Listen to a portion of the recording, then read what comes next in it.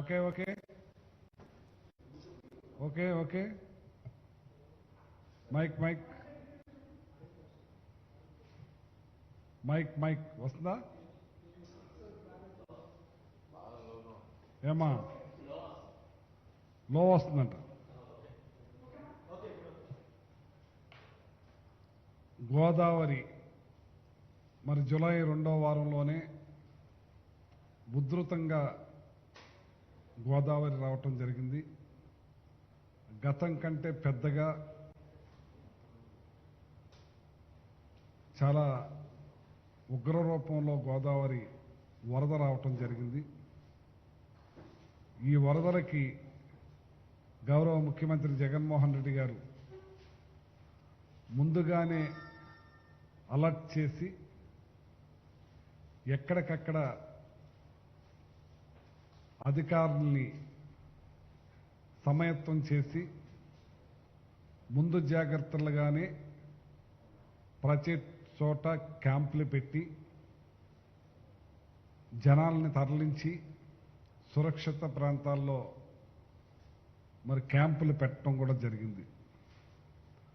అలాగే ఎప్పుడూ చేయని విధంగా ఇంత పెద్ద ఉధృతంగా వరదలు వచ్చినా ఎక్కడికక్కడ అప్రమత్తంగా ముందు చర్యల భాగంలో చాలా ప్రతిష్టాత్మకంగా తీసుకుని ఎక్కడా కూడా ప్రాణ నష్టం కానీ ఆస్తి నష్టాలు కానీ జరగకుండా బీచ్లు పడకుండా గట్టిని రాత్రింపగళ్ళు శ్రమించి చేయటం జరిగింది. గౌరవ ముఖ్యమంత్రి గారు తీసుకున్న నిర్ణయం ఏదైతే గతంలో 2 జిల్లాలకి 2 కలెక్టర్లు ఉండేవారు, 2 ఎస్పీలు ఉండేవారు, 2 జాయింట్ కలెక్టర్లు ఉండేవారు. కానీ ఇవాళ 6 జిల్లాలయ్యి 6 కలెక్టర్లు, 6 ఎస్పీలు, 6 జాయింట్ కలెక్టర్లు, మొత్తం అధికారులు ఎక్కడికక్కడ సమాయత్తం చేసి, అలాగే వాలంటరీ వ్యవస్థను తీసుకొచ్చినప్పుడు హేళన చేసిన చంద్రబాబు నాయుడు గారు ఆ వాలంటీర్లు, సెక్రటరియట్ ఎంప్లాయీస్ ప్రతి ఒక్కరిని కూడా 50 మందికి ఒక వాలంటరీ చొప్పున వాళ్ళందరినీ కూడా సమాయత్తం చేసి చాలా పగడబందీగా వాళ్ళని కాసుకోవటం జరిగింది. అలాగే ప్రజాప్రతినిధులు, ఎమ్మెల్యేలు, మంత్రులు, ఇన్ఛార్జి మంత్రులు అహర్నిశలు కూడా ఎక్కడికక్కడ చర్యలు తిరగటం చూసుకోవటం జరిగింది. ఇంత బాగా నేను చాలా వరదలు చూశాను. నేను మా జిల్లా కాబట్టి ఇంత పగడ్బందీగా ఎప్పుడు కూడా తీసుకోవటం జరగలేదు. గౌరవ ముఖ్యమంత్రి గారు ప్రతి జిల్లాకి కలెక్టర్ దగ్గర 2 కోట్ల రూపాయలు పెట్టి, మా జిల్లాకైతే 4 కోట్లు కూడా పెట్టి, అలాగే ఈస్ట్ గోదావరి జిల్లా కూడా 4 కోట్ల రూపాయలు పెట్టి ఎప్పటికప్పటికి ప్రతి ఒక్కరిని కూడా ఫుడ్ విషయంలో కానీ దేని విషయంలోనూ కూడా వెనకాడకుండా 25 కేజీల బియ్యం ఇచ్చాం, పామాయిల్ కేజీ ఇచ్చాం, కందిపప్పు ఇచ్చాం, అలాగే బంగాళాదుంపలు ఇచ్చాం, ఉల్లిపాయలు ఇచ్చాం, కొన్ని ఏరియాల్లో ట్రైబల్ ఏరియా కిరోసిన్ కూడా ఇచ్చాం. అలాగే బిస్కెట్ ప్యాకెట్స్, బ్రెడ్ ప్యాకెట్స్, టెట్రాయిడ్ మిల్క్ ప్యాకెట్లు ఎక్కడా కూడా ఏమీ లోటు లేకుండా సమస్తం కూడా ఇంకా ఎక్స్ట్రా పెట్టుకుని ఏ ఒక్కరికి ఇబ్బంది జరగకుండా ఉండే విధంగా చాలా పెద్ద ఎత్తున చర్యలు తీసుకుంటే గౌరవ ముఖ్యమంత్రి గారు ఏరియల్ సర్వే కూడా చేసి ముందుగా అందరితోటి కూడా రివ్యూ తీసుకుందాం అనుకున్నారు. కానీ అందరూ కూడా తీసుకొస్తే ఒక చోటకు చేరితే ఎవరి కాళ్ళు సమయత్వంలో ఆ వర్క్లో ఉన్న వాళ్ళు వర్క్ వదిలేసి మళ్ళీ నా రివ్యూకి వస్తే అక్కడ నష్టం జరుగుద్దని చెప్పి ఎవరిని రావద్దని ఆయన ఏరియల్ సర్వే చేసి అధికారులందరితోటూ కూడా టెలికాన్ఫరెన్స్లో ప్రతి ఒక్కరితో మాట్లాడి ఎప్పటికప్పుడు సిఎస్లు కానీ సీఎం గారు కానీ ప్రతి విషయాన్ని కూడా క్షుణ్ణంగా దగ్గరగా పరిశీలించే కార్యక్రమంలో ముందున్నారు. ఏరియల్ సర్వే చేస్తే అయిపోద్దా, వెళ్ళి చూడాలి. ఎక్కడ చూస్తారు, వెళ్ళి ఎంత దూరం చూస్తారు, ఎన్ని ఇది చూస్తారు. చంద్రబాబు నాయుడు గారు కూడా ఏరియల్ సర్వే చేశారు. ఏరియల్ సర్వేలో మీరే చూస్తున్నారు. ఆయన ఏ రకంగా విహారయాత్రకు వెళ్ళినట్టుగా కప్పులో శనగలు వేసుకున్నాడు, ఏడుశనగ ఫ్రూట్స్ వేసుకుని తింటా ఏరియల్ సర్వే చేశారు. ఇది ఒక ఆటకాయితనంలాగా. కానీ ఇవాళ జగన్మోహన్ రెడ్డి గారు చాలా పకడ్బందీగా చిన్న వయసులో తొలిసారిగా ముఖ్యమంత్రి అయిన ప్రతి విషయాన్ని కూడా ప్రజలకు చేరువుగా, ప్రజలకు దగ్గరగా ఉండే విధంగా ప్రతిష్టాత్మకంగా తీసుకుని చేస్తూ ఉంటే చంద్రబాబు నాయుడు లెగలేకపోతున్నాడు. ఏమి వేసినా సరే లెగుస్తలేదు. ఇవాళ తెలుగుదేశం కార్యకర్తలు, తెలుగుదేశం అభిమానులు, తెలుగుదేశం పార్టీకి సంబంధించిన వాళ్ళకు కూడా ఈ పథకాలు అన్నీ కూడా అందించే కార్యక్రమం చేస్తుంటే జగన్మోహన్ రెడ్డి గారు వాళ్ళ ఇంట్లో కూడా బిడ్డలాగా అయిపోయాడు, వాళ్ళ ఇంట్లో కూడా మనిషిలాగా అయిపోయారు. ఇక ఏం చేయాలని తెలియక ఇవాళ ఈనాడు రామోజీరావు గారు భుజాన్ని వేసుకుని పిల్లలకు పాల చుక్క లేదు, పెద్దలకు తిండి లేదు, ఇది హెడ్డింగ్. చాలా వయసు వచ్చింది, చాలా పెద్ద మనిషి. ఈ వయసులో, ఈ స్థాయిలో నేను అనుకుంటాను పెద్ద వయసు వచ్చిన వాళ్ళు చిన్నపిల్లలు అయిపోతారంట. మరి ఈయన చిన్నపిల్లోడుగా అయిపోయి ఈ చిన్నతనం మాటలు మాట్లాడుతున్నాడా రామోజీరావు గారు అని నాకు అర్థం అవట్లేదు. ఏం చేద్దాం, ఆయన ఏ పత్రిక అయినా సరే ఫస్ట్ ఆయన చూసిన తర్వాతే బయటకు వదులుతారంటారు. పాల చుక్కలు లేవు, తిండి లేదు. ఎవరికి తిండి లేదు? రామోజీరావు గారికి తిండి లేదు. మన రాధాకృష్ణకి, ఆంధ్రజ్యోతి రాధాకృష్ణకి తిండి లేదు. టీవీ5 మన బిఆర్ నాయుడు గారికి తిండి లేదు. పాల చుక్కలు లేనిది లోకేష్ బాబుకి పాల చుక్కలు లేవు. ఆయన దత్తపుత్రుడు చంద్రబాబు నాయుడు దత్తపుత్రుడికి పాల చుక్కలు లేవు. ఇది పరిస్థితి.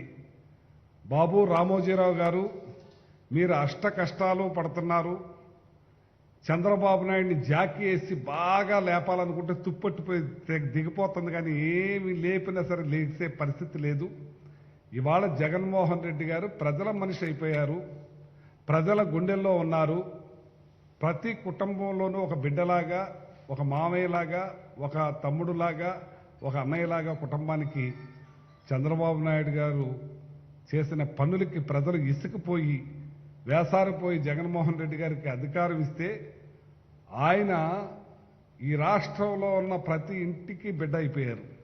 అంచేత మీరు దిగజారుడు రాతలు రాపిచ్చి మీరు ఏదో రకంగా చంద్రబాబు నాయుడు లేపి ఇటువంటి కష్టకాలంలో, ఇటువంటి విపత్తు టైంలో, ఇలాంటి వరదల టైంలో కూడా మీరు రాజకీయాలను చేస్తున్నారంటే పాలిటిక్స్ కాదు, పాలిట్రిక్స్ చేస్తున్నారు. చంద్రబాబు నాయుడికి ఇవాళ వచ్చాడు, వరదలో చాలా రోజులైంది వచ్చి, వరదల్ని అన్నీ కూడా సక్రమంగా మేము ఎదుర్కొన్నాం. ఇవాళ అతను వచ్చాడు కాబట్టి ఈ మీరు రాసిన ఈ పేపర్ అట్టుకుని ఆయన పాలిటిక్స్ మాట్లాడతాడు. పాలిటిక్స్ కాదు, పాలిట్రిక్స్. ఇవాళ పవన్ కళ్యాణ్ గారు మండపేట, భీమవరం వచ్చారు, పక్కనే గోదావరి. ప్రజలు అక్కడ కూడా ఇబ్బందులు పడుతున్నారు, కానీ ఆయన గోదావరి గట్టుకే రాలేదు, ఆ ప్రజలనే పరామర్శించలేదు. ఇవాళ ఈ పత్రికలో రాసిన దానికి చంద్రబాబు నాయుడు గారు ప్రెస్ మీట్ పెడతాడు, దానికి ట్రిట్ పెడతాడు ఎవరు, పవన్ కళ్యాణ్, అలాగే మన లోకేష్ బాబు. ఇలాంటి చీప్ పాలిటిక్స్కి దిగజారిపోయారు. ప్రజలు మిమ్మల్ని ఈర్షించుకుని ద్వేషించే పరిస్థితికి వచ్చారు.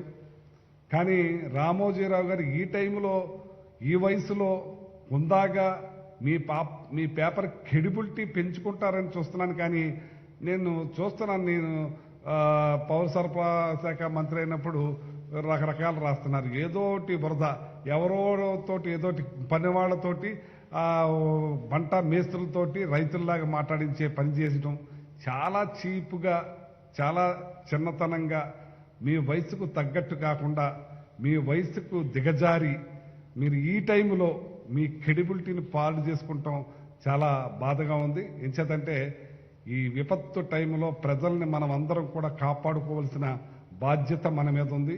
ఇవాళ మనల్ని చూసిన తర్వాతే పక్క రాష్ట్రంలో కూడా మొదలెట్టారు సీఎం గారు మన ఏరియల్ సర్వేలు, క్యాంపులు. మనలాగా చేసే కార్యక్రమాలు ఇవన్నీ కూడా మన ముందుగానే ప్రతి ఒక్కటి కూడా ముందుగానే తీసుకుని చేసే కార్యక్రమం చేశాం. చాలా పెద్ద ఎత్తున మనం అన్ని కార్యక్రమాలు చేస్తూ ఉంటే దాన్ని మీరు చూసి తట్టుకోలేక మరి ఇటువంటి పాలిటిక్స్ చేస్తాం మేము. అలాగే ఇవాళ బియ్యం 25 కేజీలు బియ్యం ఇస్తున్నాం, కేజీ కందిపప్పు ఇస్తున్నాం, కేజీ పామాయిల్ ఇస్తున్నాం, అలాగే బంగాళాదుంపలు ఇస్తున్నాం, ఉల్లిపాయలు ఇస్తున్నాం, కూరగాయలు ఇస్తున్నాం. ఇదే కాకుండా క్యాంపులో చక్కని భోజనం నేనే దగ్గరుండి వడ్డించడం జరిగింది. మంచి కూర ఇస్తున్నాం, మంచి సాంబార్ ఇస్తున్నాం, మంచి చట్నీ ఇస్తున్నాం, మజ్జిగ ఇస్తున్నాం.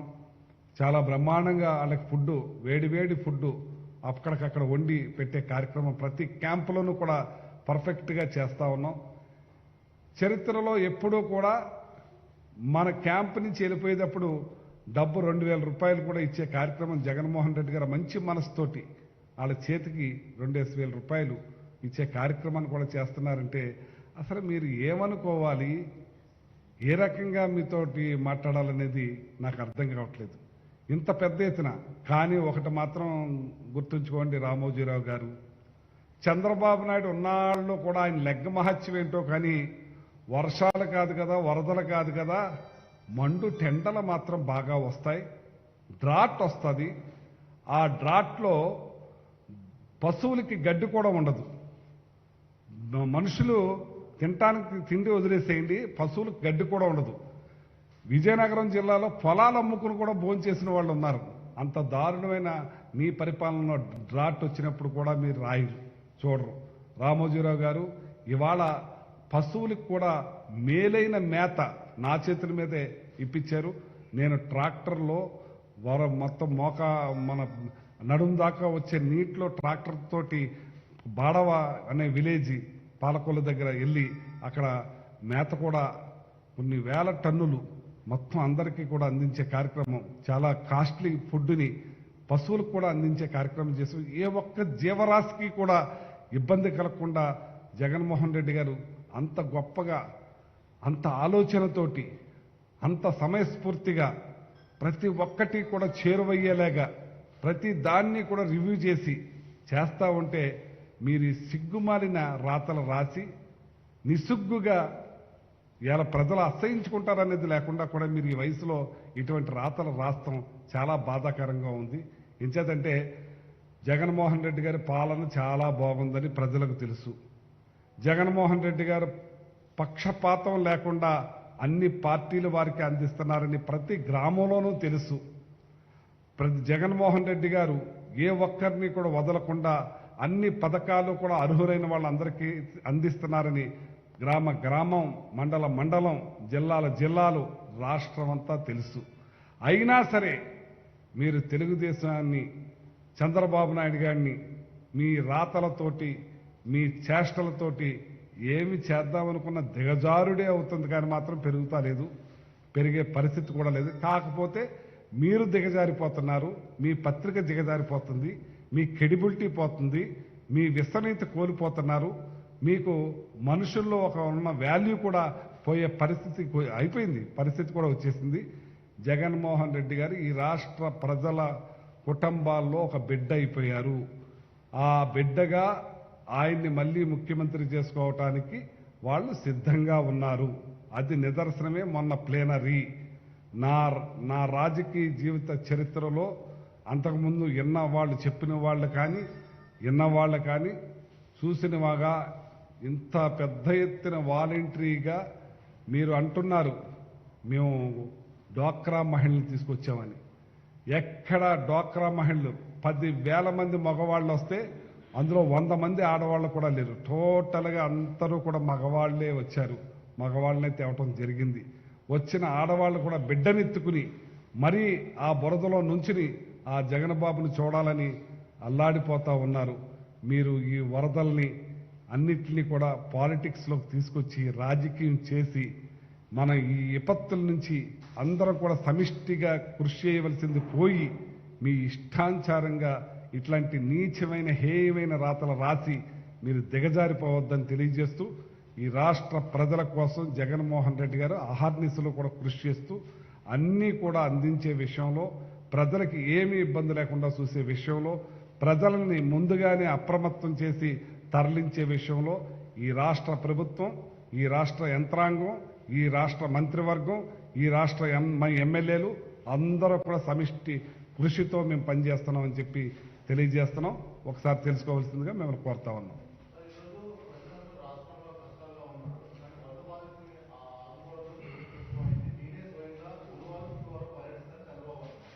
అది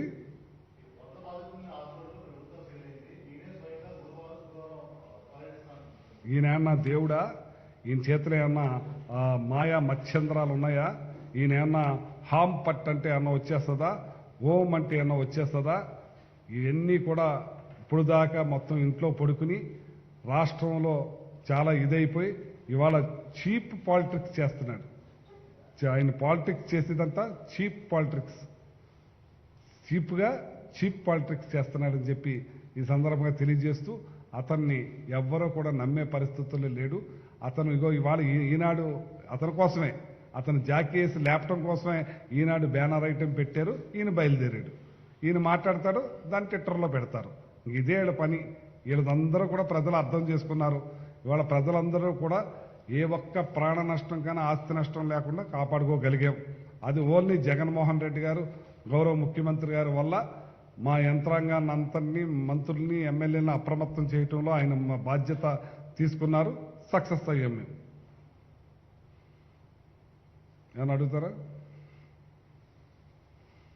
అలాగే ఈ రోజులు చూడండి, క్యాంపుల విషయంలో కూడా మన హెలికాప్టర్స్ను కూడా సిద్ధం చేసి రెడీగా పెట్టించాం. అలాగే బోట్స్ను కూడా, ఉన్న బోట్స్నే కాకుండా ఏదైతే సీ తరపున ఉన్న బోట్స్ను కూడా పడవల్లో, లారీల్లో తెప్పించి ఆ బోట్స్ను కూడా ఎక్స్ట్రా రెడీ చేసాం. అలాగే అందరినీ కూడా అప్రమత్తం చేసాం. ఏ ఒక్కళ్ళకి కూడా ఇబ్బంది కలగకుండా. అలాగే లంకల్లో ఎంచేతంటే లంకల్లో ఉన్న ప్రజలు ఎట్టి పరిస్థితుల్లో బయటికి రమ్మంటే రారాళ్ళు, ఎంత ప్రయత్నం చేసినా రారు. అక్కడికి వచ్చిన వాళ్ళందరినీ మ్యాక్సిమం బయటికి తెచ్చేసాం. ఇంకా వాళ్ళకి ఏదైనా ఆపద వచ్చినా సరే హెలికాప్టర్లను కూడా సిద్ధం చేసి పెట్టుకున్నాం. ఏ ఒక్క ఇబ్బంది రాకుండా, ఇబ్బంది జరగకుండా కాసుకుంటానికి సిద్ధంగా ఉన్నామని చెప్పి తెలియజేస్తున్నాం. ఇంకేమన్నా అడుగుతారా? ఏమ్మా దుర్గా, చంద్రబాబు నాయుడు దగ్గర ఏమైనా ఆంపట్టు ఉందా?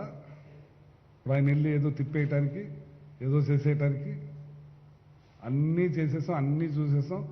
సమయత్వమైంది. ఇప్పుడు గోదావరి ఉగ్రరూపం కూడా తగ్గింది. భద్రాచలం దగ్గర ఆల్రెడీ డౌన్ఫాల్ స్టార్ట్ అయింది. మన దగ్గర రాత్రి వరకు స్టేబుల్గా ఉండి తగ్గటం మొదలైంది. ఇప్పుడు అంచేత భగవంతుడి దయ వల్ల ఆ దేవుడు ఉన్నాడు కాబట్టి అందరికీ మేలే జరుగుద్దని నేను అనుకుంటున్నాను. Okay, right.